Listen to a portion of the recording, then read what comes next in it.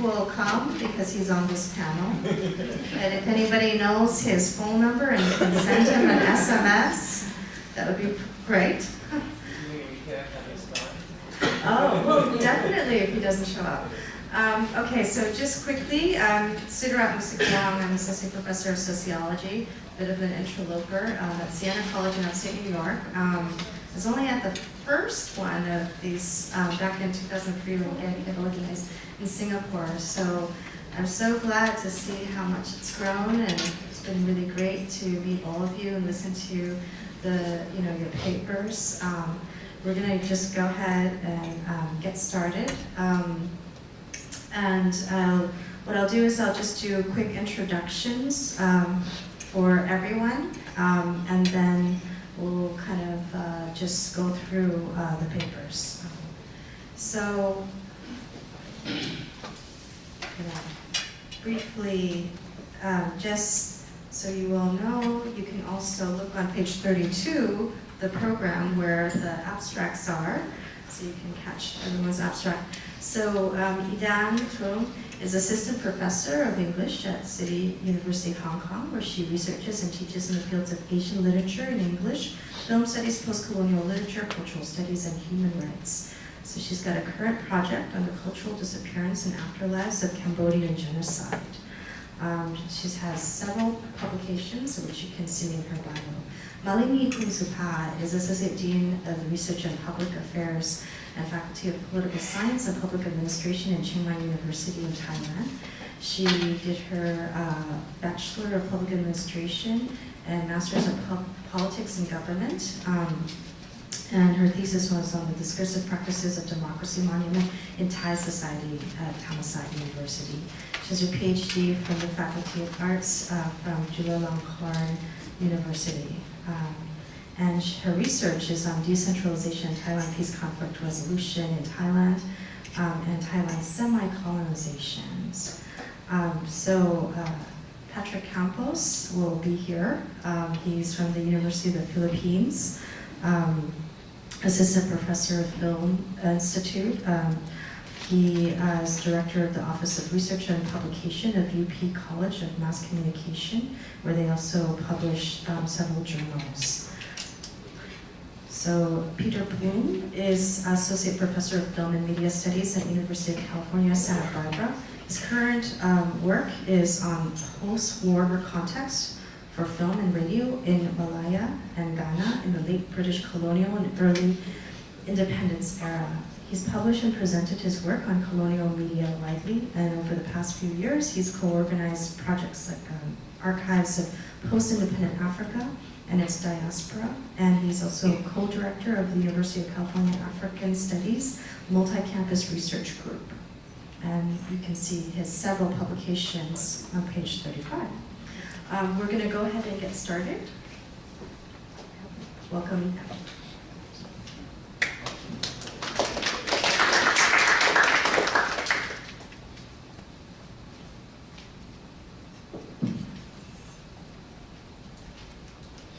I'd just like to start by thanking the organizers for giving me the opportunity to present here. It's been a real pleasure. This is my first time at this conference.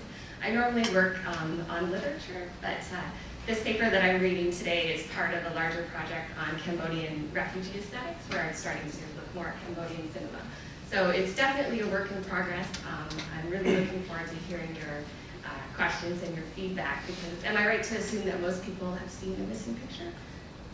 Okay. Described as the apex of Cambodia's tormented accountability process, the extraordinary chambers in the courts of Cambodia, also known as the Khmer Rouge Tribunal, has had since 2007 the mandate to try senior leaders of the Pol Pot regime for crimes committed during the Cambodian genocide of 1975 to 1979. In the tribunal proceedings of Case 1, former Khmer Rouge leader Gang Guk Yew, also known as Doik, testified extensively about his role as the leader of S-21 execution prison, but continually deflected his responsibility by pointing to forces beyond him. In his 2012 memoir, The Elimination, co-written with Christopher Bataille, Cambodian filmmaker Rithi Pan writes, I read the transcripts of the first hearing in Duic's trial, and they tormented me. I realized I couldn't maintain my distance. Despite thinking that he was finished making films about the Khmer Rouge era, he was brought back to the subject matter with the beginning of the tribunal that he has described as a trial without images for a genocide without images. Penn draws an analogy between the historical erasures of the Khmer Rouge and the perpetuation of this erasure by an international court that has been largely ineffectual. Confronted by the failures and omissions of the tribunal within an ongoing context of genocide denial on the part of Khmer Rouge leaders, Penn has sought to establish in his artistic work an alternative space where truth and historical understanding can be pursued. Penn's 2013 documentary film, The Missing Picture, partly adapted from his memoir, represents a noticeable departure from the style of his previous films, such as Site 2, Bopana, A Cambodian Tragedy, S-21, The Khmer Rouge Killing Machine, among many others. In these films, Penn primarily adopts strategies of documentary realism to capture what scholars such as Hanivong Narinder, Annette Hamilton, and Deidre Boyle have discussed as the sounds of everyday life and film speech.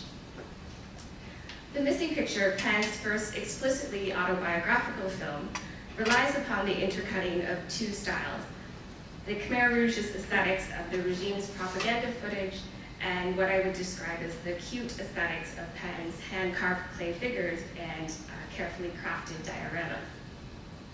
While the former offers a falsified image of a communist utopia, the latter invokes the playful abstraction of the childhood imaginary.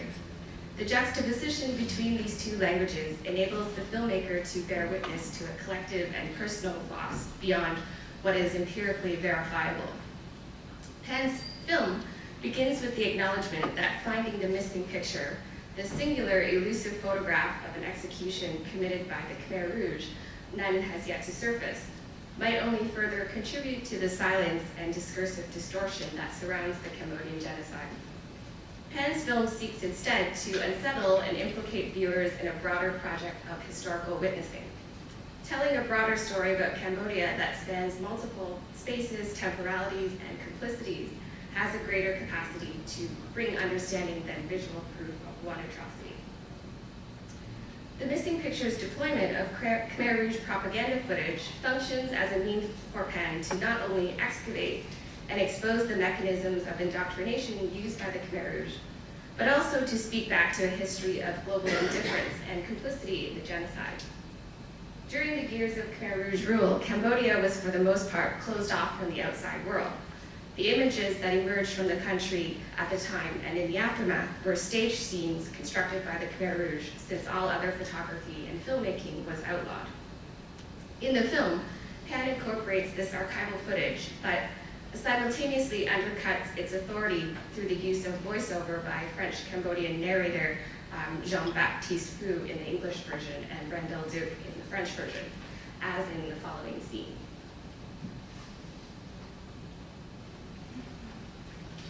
We understand the Khmer Rouge by watching that footage. Pol Pot forges a reality conformant with his desire. Even nature must conform.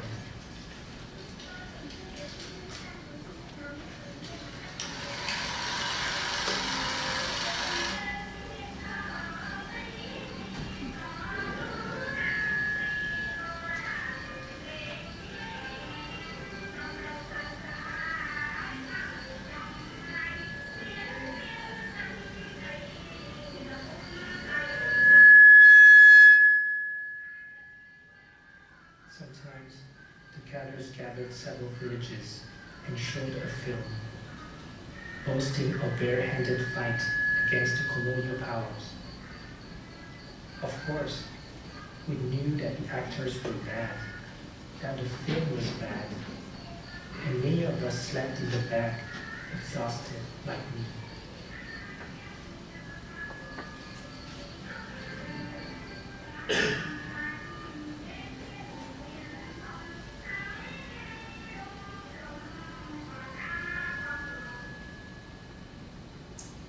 In a meditative, poetic tone, the voiceover interrogates the gaps and silences in the Khmer Rouge archive, probing the audience to look more closely at the images to see the cover-ups and violence taking place behind the scenes.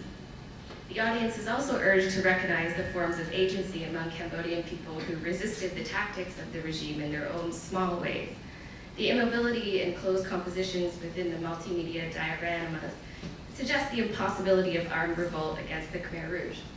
Such an image of what Giorgio Agamben has discussed as bare life within the space of the camp directly challenges Orientalist discourses that attempt to link the genocide to inherent Cambodian traditions of peasant violence and Buddhist passivity. In one scene, the narrator addresses a Western audience directly, asking, in Paris or elsewhere, those who loved our slogans, those who read books, have they seen these pictures? Here and throughout the film, Pan constructs a montage of the Khmer Rouge's intellectual genealogy in Marxist, Maoist, and Soviet influences, refusing to accept the oft-repeated argument on the part of some intellectuals that the Cambodian genocide represented a historical aberration of Marxism and a departure from its true potentiality. Showing a video of Pol Pot going to the airport in person to greet members of the Gang of Four, the narrator remarks, "This picture of fraternity is not missing." The film slowly advances the argument that the Khmer Rouge's vision of utopia was not Cambodia-specific, but was inseparable from the utopias imagined by 20th century humanity. In the absence of official forms of redress embodied by the failures of the International Tribunal, the missing picture represents an attempt to bring symbolic accountability not only to the Khmer Rouge, but also to those who romanticized a pure form of radicalism from their position of safety and privilege in the West or elsewhere. If the Khmer Rouge were oriented towards the production of death worlds and the closing down of personhood, then the missing picture counters such necropolitics through an emphasis on creation, pleasure, and childhood. The film's opening scene consists of contemporary images of decayed film reels from the Cambodian National Film Archive, followed by a projection of a dancer performing the traditional Khmer Apsara dance. This image of artistic beauty suggests that the film is also centrally concerned with the recovery of an alternative space and temporality prior to the Khmer Rouge era, that of Pan's childhood. As a form of monologue and personal essay, the missing picture functions as a kind of explanation that the adult narrator provides to answer the questions that his younger self could not understand. Where did his childhood go? Does that world still exist, and can it ever be returned? Pan's childhood was nourished by the imagination and sensory pleasures, for the narrator recounts that in the Phnom Penh of Pan's childhood, there was, quote, laughter and singing, the smell of caramel fish, spices, and mango. In the following scene, the narrator recounts the story of his musician brother, who he much admired as a child. I think of the old days, of my brother who disappeared in Phnom Penh on April 17, 1975, with his guitar. The Khmer Rouge must not have liked him, not his smile, not his teenage bangs, not his songs.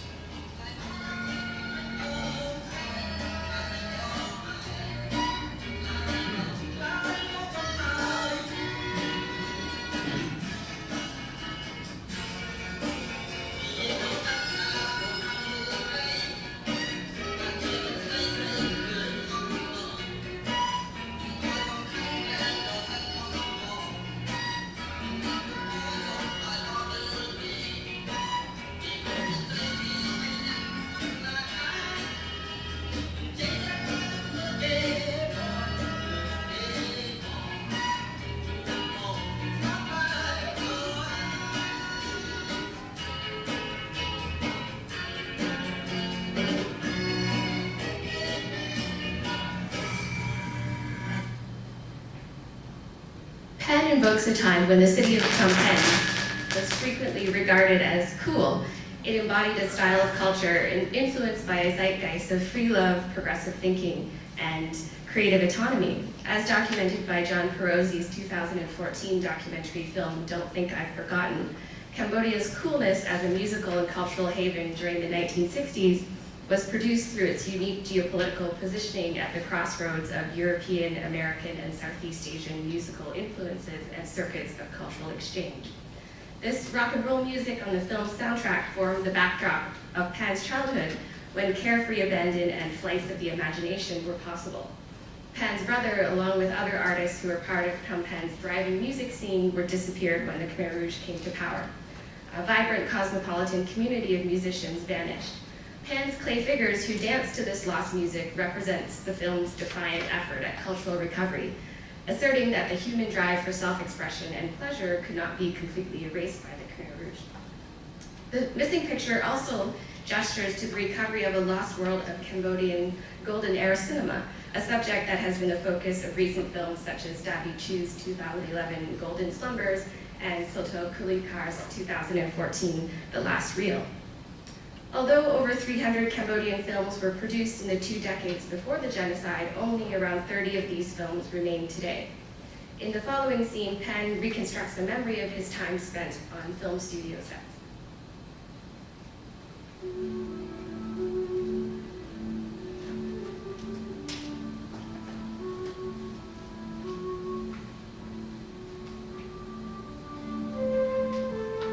I spent my whole childhood in film studios with a director neighbor.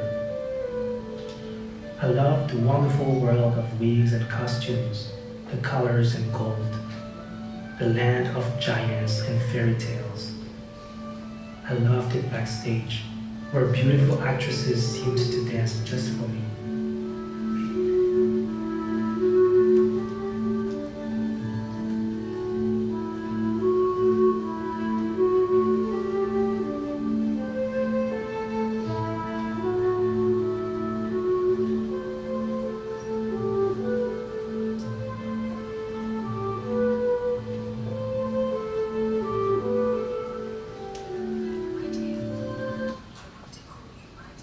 Here, the viewer observes the unique expressions of each figurine, the vibrancy of the scene's color palette, and the fluidity of kinetic as well as camera movement. The narrator expresses childlike wonder and awe at the seemingly magical characteristics of filmmaking. The viewer is drawn in by the cuteness of the scene, a visual and oral appeal that allows the filmmaker and viewer to approach the trauma of the past obliquely. As C.N. Nye explains in her book, Our Aesthetic Categories, cuteness can be thought of as a way of aestheticizing powerlessness, but is generally devalued as a category of aesthetic appreciation compared to categories such as the sublime or the beautiful. Nye argues that cuteness is associated with vulnerability because cute objects appeal to us specifically for protection and care. Cuteness is also a commodity aesthetic with close ties to the pleasures of domesticity and easy consumption.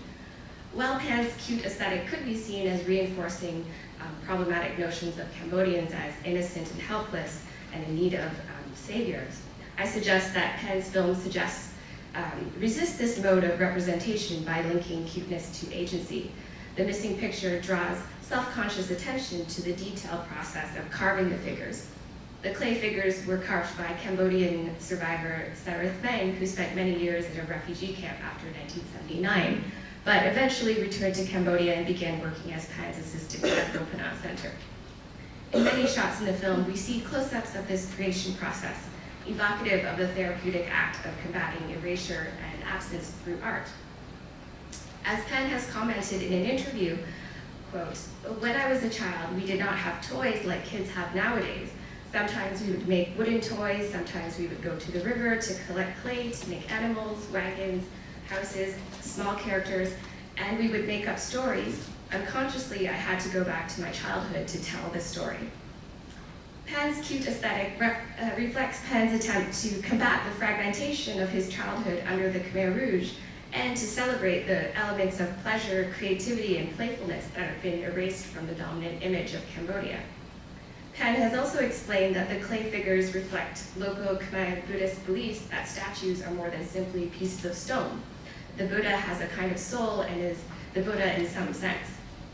Pan's clay figures reflect the search for a form of expression that can mourn the dead within a local spiritual framework, a mourning process previously denied to Cambodia. The power and fragility of Pan's film, therefore, arises from the tension of two simultaneities: the return to the space and time of the Khmer Rouge regime, and the return to the playful and cute aesthetic of Pan's personal and familial past. Through the film's dialectics of life and death, necropolitics and creation, Pan's film seeks an image that is faithful to the Cambodia he knows exists, a place that cannot be removed from its political, historical, and cultural context. The missing picture's reconstruction of historical fragments do not add up to a fixed totality, a complete and secure explanation of the past, yet Pan remains committed to the idea that language and filmmaking can lead him closer to the truth. For to disavow language would be to accept incomprehension about history, and incomprehension can only lead to silence. Thank you.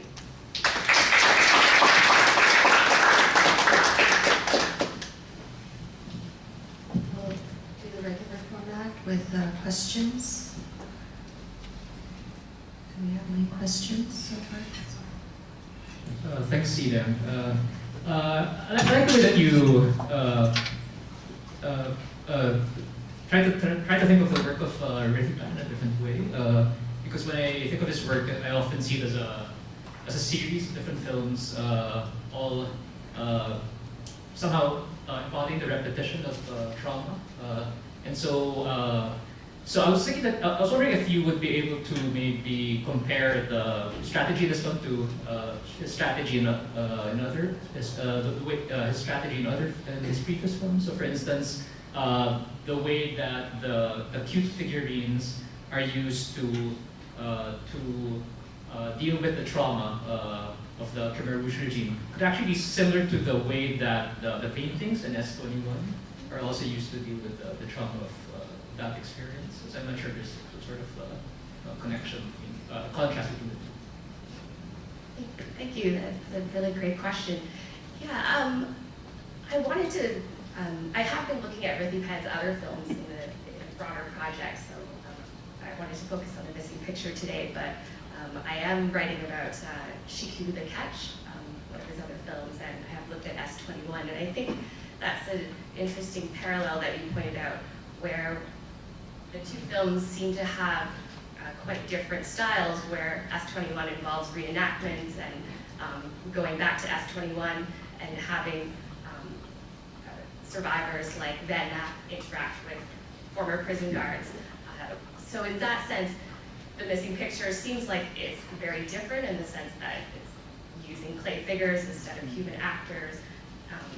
It has this alternative space where it's this fantasy realm. It has more of a cute aesthetic, but at the same time, maybe there is that link that you pointed out, this thematic of a kind of survival through art or working through trauma through the process of creation, because those paintings, as I remember, were painted by Van Napp, who was enlisted by the Khmer Rouge to paint portraits of Pol Pot, and then afterwards he painted as a way to work through his trauma personally. So in that sense, there still is that thematic connection, while the two films, I think, have an explicitly different style to them.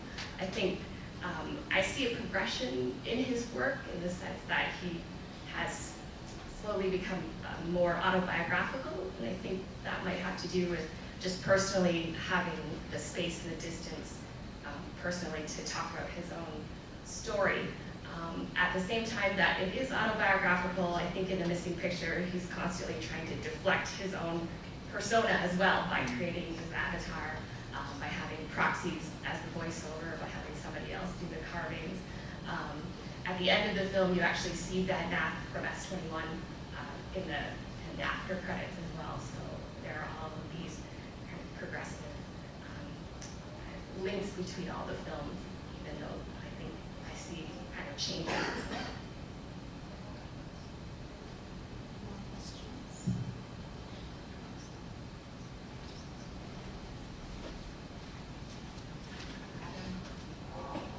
Just to add to it, I mean, I think it just also speaks to the exploratory and playful nature of his oeuvre. I mean, that is, overall, he's been, worked with what are all the many different ways we can use archival material or things that are indexes of memory. So Bopana, the dramatic reading from the memoirs, or most recently last year, and this is, I think, one of his weakest films. He did something for French TV that was just one of these things where he cuts together a lot of different kinds of archival footage. It was a kind of playful history of colonialization of Southeast Asia, but it's every bad dualistic stereotype. I mean, it didn't work well at all. It was kind of a surprise, actually, but that he keeps on being willing to explore, including this, every different permutation of using material from the past. You're referring to La France and Notre Patrie, the one about Yes, French yeah, colonialism, exactly. which is mostly a montage of archival footage from the colonial era. Yeah, that one hasn't had like wide circulation compared to the missing picture. And I think I think it has to do. I don't know if cute is the right word, but I was kind of playing around with different ways to describe the aesthetic, and sublime or beautiful or zany or interesting, all of these different aesthetic categories that CNI talks about. And I think cute is the one that I would use most accurately to describe it. And I think what it allows is for viewers, as I suggested, to approach the trauma more obliquely, as well as for Penn personally, I think, to try and find an indirect approach to looking at the past in a different way from his other films.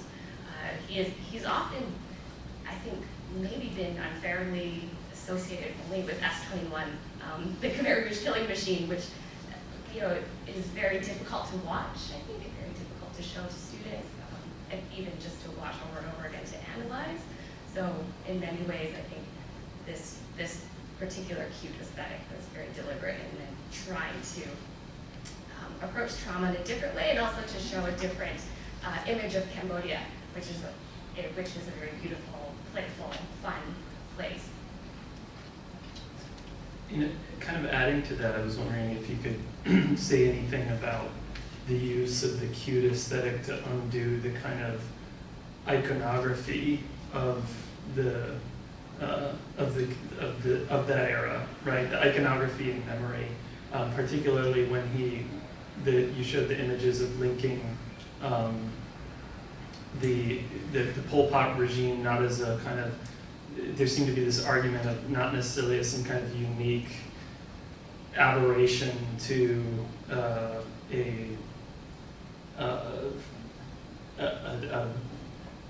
I guess Marxist dictatorship internationalism of the 20th century with the link to Stalin and Mao. But there's something very heavy about that iconography that is diffused by the images of figurines that fill in that memory. So I was wondering if you could at all, not just related to trauma, but iconography of memory and relate that. That's a really good question. I talked about the elimination a little bit, the memoir, which the missing picture is in part adapted from. I would say that the elimination is adapted into 3 different films, perhaps. Doing Master of the Forges of Hell, Missing Picture, and Shiku the Cat, with almost 3 parts of the same memoir.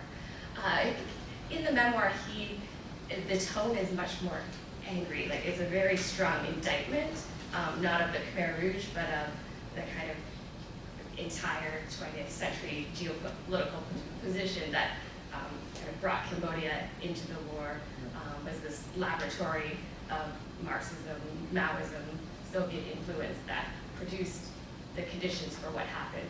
So I think what he's really trying to do in the memoir, also in the film, is to situate Cambodia within this geopolitical context, to work against ideas of the genocide as being Cambodia specific, as being a product of inherent cultural traits like Buddhist passivity or peasant violence.